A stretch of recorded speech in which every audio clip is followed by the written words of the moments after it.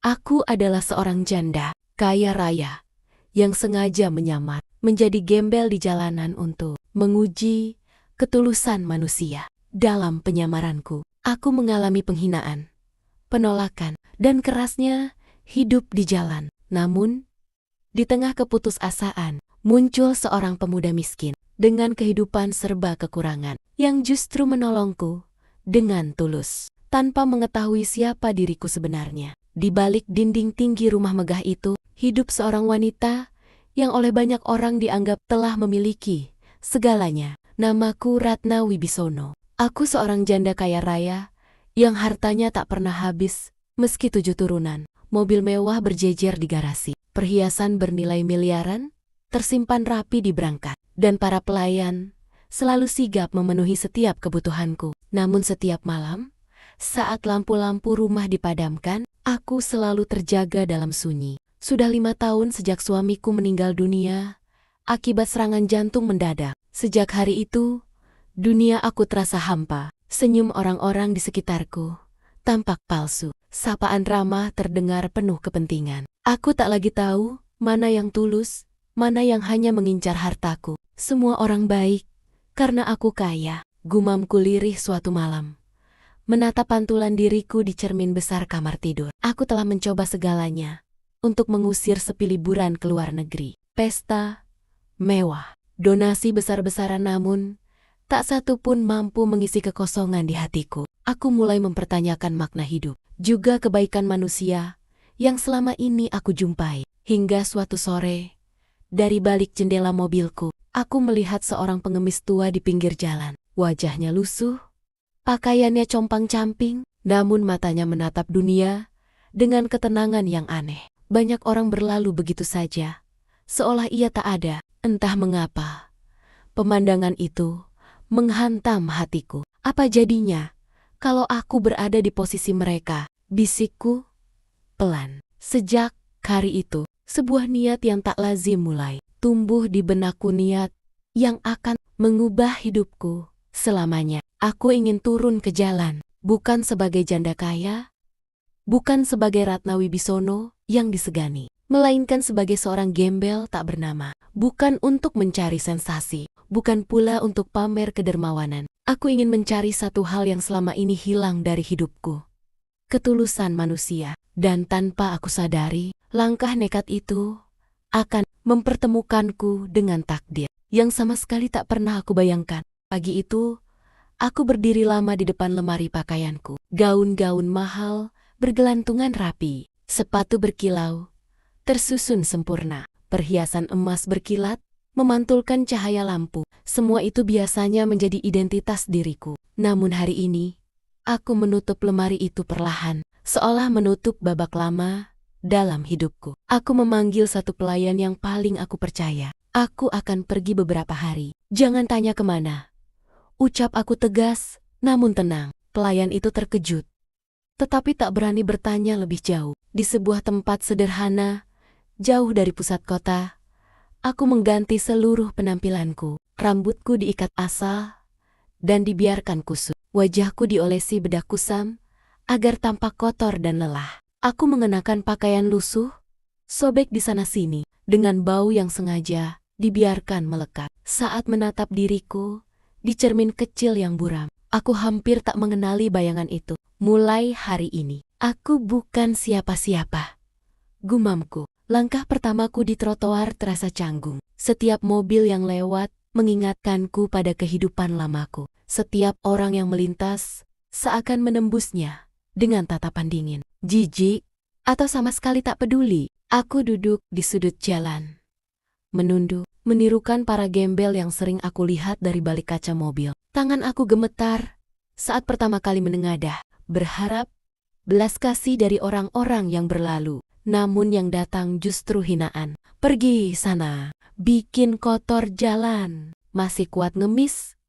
Berarti masih bisa kerja. Kata-kata itu menusuk lebih tajam daripada rasa lapar. Aku baru menyadari betapa mudahnya manusia merendahkan sesama hanya karena penampilan. Waktu berjalan lambat, matahari semakin terik, perutku melilit. Tak satu pun orang berhenti. Aku mulai meragukan keputusanku sendiri. Apa aku terlalu naif? Batinku menahan air mata. Saat senja mulai turun, aku menyandarkan tubuhku ke dinding toko yang sudah tutup. Kaki pegal, tenggorokan kering, dan hati yang hampir runtuh. Untuk pertama kalinya, sejak aku menyamar, aku merasakan ketakutan yang sesungguhnya takut.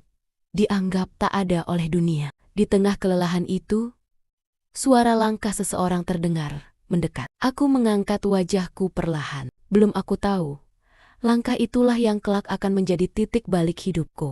Malam turun dengan cepat, membawa hawa dingin yang menusuk tulang. Aku masih duduk di sudut jalan yang sama, memeluk lututku sendiri. Lampu-lampu toko mulai padam satu persatu, sementara herek pikak siang berganti dengan kesunyian yang menakutkan. Langkah orang-orang yang tadi lalu lalang kini semakin jarang. Namun bukan berarti perlakuan mereka menjadi lebih baik. Seorang pria bertubuh besar berhenti di depanku. Tatapannya tajam, penuh curiga. "Jangan tidur di sini. Ini wilayah kami," katanya kasar. Sebelum meludah ke arah jalan, aku hanya mengangguk pelan.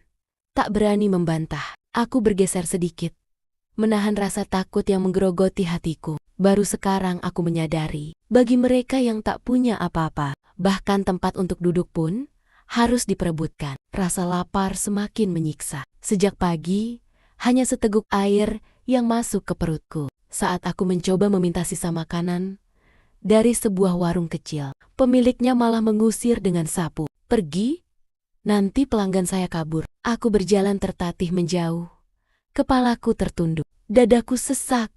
Bukan hanya karena lapar, tetapi karena harga diri yang terkoyak. Aku, yang dulu dihormati dan disanjung, kini diperlakukan seolah tak layak disebut manusia. Di bawah jembatan kecil, aku melihat beberapa gembel lain berkumpul. Namun bahkan di sana, rasa aman tak sepenuhnya ada. Tatapan curiga, bisik-bisik, dan batas tak kasat mata membuatku memilih duduk agak menjauh. Hujan turun. Tiba-tiba, gerimis kecil yang berubah menjadi deras dalam hitungan menit. Pakaian aku yang tipis langsung basah. Tubuhku menggigil hebat. Aku memeluk diri sendiri, gigi beradu menahan dingin. "Ya Tuhan, apakah semua ini memang harus mereka rasakan setiap hari?" bisikku dengan suara bergetar. Air mata bercampur hujan mengalir di pipiku. Untuk pertama kalinya sejak suamiku meninggal, aku menangis sejadi-jadinya. Bukan karena kehilangan, melainkan karena kesadaran bahwa dunia bisa begitu kejam pada mereka yang tak punya apa-apa. Saat aku hampir pingsan karena lelah dan dingin, samar-samar aku melihat bayangan seseorang mendekat dari kejauhan. Langkahnya pelan, bukan tergesa, bukan pula menghindar. Sosok itu berhenti tepat di depanku. Di balik pandangan yang mulai kabur, aku mendengar suara lembut yang belum pernah aku dengar sejak turun ke jalan. "Bu, ibu tidak apa-apa." Suara itu sederhana, tapi di tengah dunia yang kejam, terdengar seperti pertolongan pertama yang benar-benar tulus. Aku mengangkat wajahku perlahan. Hujan masih turun, namun tubuhku seakan lupa akan dingin. Di hadapanku berdiri seorang pemuda kurus dengan pakaian sederhana yang sudah pudar warnanya. Sandal jepitnya tipis, rambutnya basah oleh hujan. Namun, matanya memancarkan ketulusan yang jarang aku lihat. "Ayo, Bu, jangan duduk di sini, nanti tambah sakit," ucap pemuda itu lembut sambil menunduk sejajar denganku. Aku ingin menjawab, tetapi suaraku tercekat, tenggorokanku kering, kepalaku pusing. Tanpa banyak bicara, pemuda itu segera melepaskan jaket tipis yang dikenakannya dan menyampirkannya ke bahu aku. "Pakai ini dulu," katanya singkat. Aku tertegun. Jaket itu jelas satu-satunya pelindung pemuda itu dari hujan dan dingin. Namun ia memberikannya tanpa ragu, seolah tak ada yang lebih penting daripada keselamatan orang asing di depannya. Pemuda itu membantu aku berdiri, menuntunku ke sebuah warung kecil yang masih buka. Ia mengeluarkan beberapa lembar uang lusuh dari saku celananya. Jumlahnya tak banyak, tapi terlihat sangat berarti baginya. "Bu, saya belikan nasi hangat, ibu pasti lapar." katanya sambil tersenyum. Aku menunduk. Dadaku terasa sesak. Aku tak pernah menyangka, dari sekian banyak orang yang memiliki segalanya, justru seseorang yang hampir tak punya apa-apa, yang sudi menolongku. Saat aku menyantap nasi hangat itu perlahan, air mataku jatuh tanpa bisa aku tahan. Pemuda itu duduk di depanku, menunggu dengan sabar, seolah tak ingin membuatku merasa sendirian. Nama saya Arif, Bu, ucapnya kemudian. Saya kerja serabutan di sini. Kalau malam, biasanya lewat jalan ini. Aku mengangguk pelan. Terima kasih. Terima kasih, Nak. Jawabnya lirih. Tak ada pertanyaan berlebihan dari Arif. Tak ada rasa ingin tahu yang memaksa. Aku hanya menemani, memastikan aku baik-baik saja. Dalam kesederhanaan sikapnya, aku merasakan kehangatan yang sudah lama hilang dari hidupku. Di bawah cahaya lampu warung yang temaram, aku menatap pemuda miskin itu dengan perasaan yang sulit aku jelaskan. Bukan iba, bukan pula kasihan, melainkan kekaguman yang dalam. Tanpa Arif sadari, kebaikan kecil yang ia lakukan malam itu telah mengguncang hati seorang wanita yang selama ini kehilangan kepercayaan pada dunia.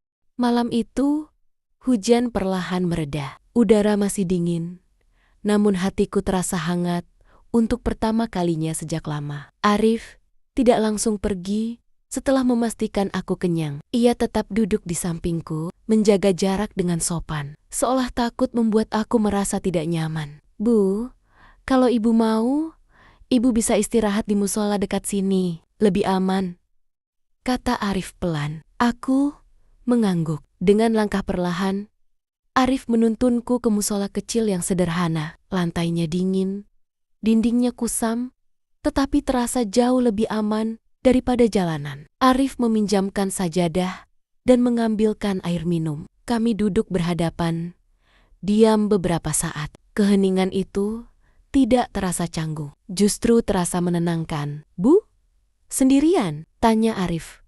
Hati-hati. Aku menarik napas dalam. Iya, sudah lama. Jawabku singkat, tanpa kebohongan, namun juga tanpa membuka rahasia. Arif mengangguk, seolah memahami lebih dari yang kuucapkan. Saya juga sendirian. Orang tua sudah lama tidak ada. Hidup ya, dijalani saja. Kata-kata itu sederhana, tapi penuh penerimaan. Aku menatap wajah Arif yang polos, tanpa kepahitan, tanpa keluhan berlebihan. Padahal jelas hidupnya tidak mudah. Malam semakin larut. Kami saling berbagi cerita tentang kerasnya hidup, tentang kehilangan, tentang harapan kecil yang tetap dijaga meski sering patah. Aku menyamar sepenuhnya, berbicara sebagai seorang wanita yang jatuh dari segalanya. Arif mendengarkan dengan penuh perhatian, tanpa menghakimi. Yang penting, hati kita jangan ikut miskin, Bu, ucap Arif sambil tersenyum kecil. Kalimat itu menghantam hati aku. Selama ini aku mengira kemiskinan hanya soal harta. Namun di hadapanku berdiri seorang pemuda yang miskin secara materi, tapi kaya akan empati dan ketulusan. Waktu berjalan tanpa kami sadari. Tak ada nama besar, tak ada status, tak ada kekayaan yang menjadi pembatas. Hanya dua jiwa yang sama-sama lelah, saling menguatkan dalam diam. Di dalam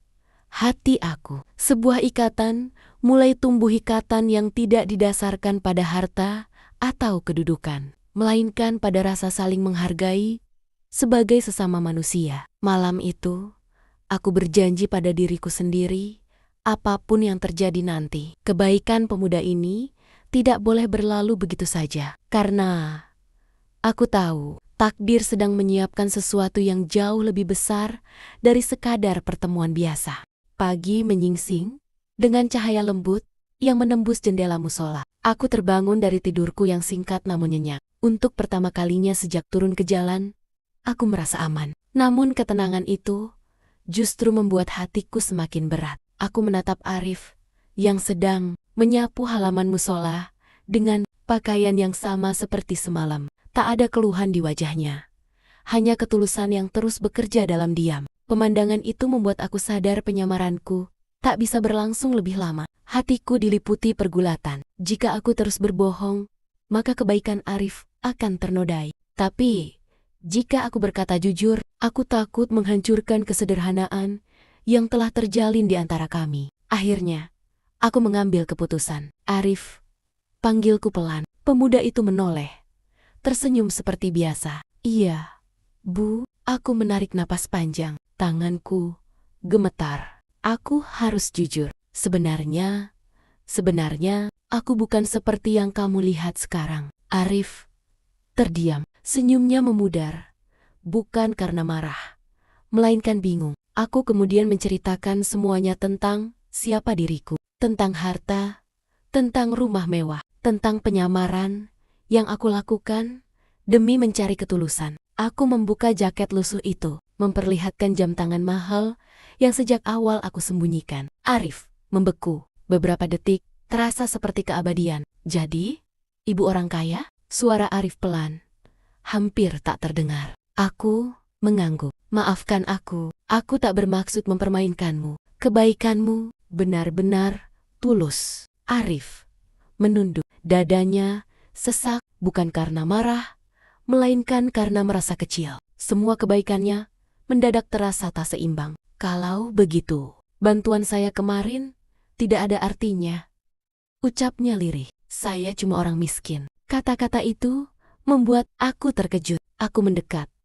menatap Arif dengan mata berkaca-kaca. Justru karena kamu miskin, tapi tetap memberi, itulah artinya, jawab aku tegas. Namun Arif tetap mundur selangkah. Maaf Bu, dunia kita berbeda. Saya tidak pantas berada di dekat ibu. Ia pamit dengan sopan, lalu pergi meninggalkan halaman musola. Aku hanya bisa berdiri terpaku. Air mata mengalir tanpa bisa dicegah. Hari itu, aku kembali ke kehidupanku yang lama. Rumah besar, mobil mewah, nama yang disegani. Namun semuanya terasa lebih hampa dari sebelumnya. Karena aku tahu, aku telah menemukan ketulusan yang selama ini aku cari, dan hampir kehilangannya selamanya. Hari-hari berlalu, namun wajah Arif terus menghantui pikiranku. Di tengah kemewahan rumahku, aku merasa lebih sepi dibanding saat duduk di lantai musola yang dingin. Harta, jabatan, dan penghormatan kembali mengelilingiku. Tetapi satu hal yang aku temukan di jalanan tak bisa dibeli dengan apapun. Ketulusan. Aku akhirnya mengambil keputusan terbesar dalam hidupku. Aku menyuruh orang kepercayaanku mencari Arif, bukan untuk memberinya uang, bukan untuk membalas budi dengan harta, tetapi untuk meminta maaf dan menjelaskan perasaanku. Beberapa hari kemudian, Arif ditemukan di sebuah bengkel kecil. Tangannya kotor oleh oli, tubuhnya lelah oleh kerja keras. Saat aku datang menemuinya, Arif terkejut. Ia berdiri kikuk, menunduk hormat. Maaf Bu, saya tidak bermaksud lancang waktu itu, ucap Arif gugup. Aku tersenyum lembut. Aku datang bukan sebagai orang kaya, Arif. Aku datang sebagai seorang wanita yang berutang kejujuran dan rasa terima kasih. Aku tidak mengeluarkan cek, tidak pula menawarkan rumah atau pekerjaan. Aku hanya berkata jujur bahwa kebaikan Arif telah mengubah hidupku, mengajarkanku arti cinta dan kemanusiaan. Aku tidak butuh orang yang mencintaiku karena hartaku, ucap Ratna dengan suara bergetar. Aku butuh seseorang yang mencintaiku apa adanya, seperti malam itu. Arif terdiam, air matanya jatuh tanpa ia sadari. Kalau itu balasan ibu, katanya lirih, itu terlalu besar untuk orang seperti saya. Aku menggeleng pelan. Tidak, justru itu balasan yang setimpal. Beberapa bulan kemudian, tanpa pesta mewah dan tanpa kemewahan berlebihan, sebuah akad nikah berlangsung sederhana. Seorang janda kaya dan pemuda miskin dipersatukan bukan oleh harta, melainkan oleh ketulusan yang lahir di jalanan. Tangis haru mengiringi ijab kabul. Aku tersenyum bahagia, sementara Arif menggenggam tangannya dengan penuh keyakinan. Dunia mungkin tak mengerti pilihan kami, namun bagi aku dan Arif, kebahagiaan sejati akhirnya ditemukan bukan di dalam kekayaan, melainkan dalam cinta yang lahir dari keikhlasan.